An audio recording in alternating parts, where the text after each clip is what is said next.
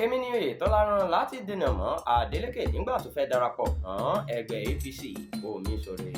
Ìgbákejì gómìnà ìpínlẹ̀ Ọ̀ṣun tẹ́lẹ̀ rí sẹ́nitọ́ Iyọlá Omisore ti sọ gbàgbàgbà pé Gbóyèga Oyètọ́lá ti ṣe gómìnà náà nípìnlẹ̀ náà ló ṣe àtọ̀nà bí wọ́n ṣe dí ọ̀nà mọ́ gómìnà Adémọ́lá Adeleke lásìkò tí yẹn ń gbèrò láti darapọ̀ mọ́ ẹgbẹ́ All Progressives Congress.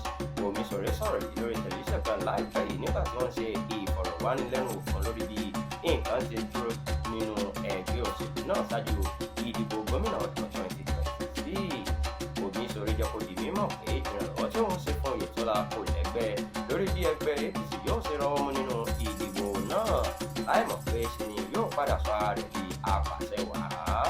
Omisore ní Oyètọ́lá ní èròǹgbà míì lọ́kàn tí kò sì fi hàn fóun rárá. Ó ní ọ̀rọ̀ rẹ̀ dàbí ẹni àgbójú okùn tí kò jẹ́ ní àgbà. Tẹ́ ò bá gbàgbé, Omisore wà lára àwọn olùdíje 12 tí wọ́n fi èròǹgbà wọn hàn láti dupò gómìnà nínú ẹgbẹ́ APC, ṣùgbọ́n tí àwọn adarí ẹgbẹ́ sọ pé wọn kò kúnjú òṣùwọ̀n rárá.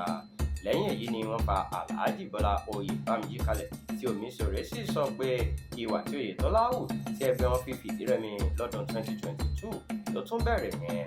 Ó ní òun sọ fáwọn àgbààgbà ẹgbẹ́ náà pé tí wọ́n bá fẹ́ wo ti ẹkùn ìdìbò láti mú olùdíje, wọ́n gbọ́dọ̀ wo ẹkùn ìdìbò tí ẹgbẹ́ wọn ti ní èrò sí pọ̀jù, kì í sì ṣe pé ẹnìkan mọ̀ fọwọ́ lálẹ̀ fún àwọn tó kù.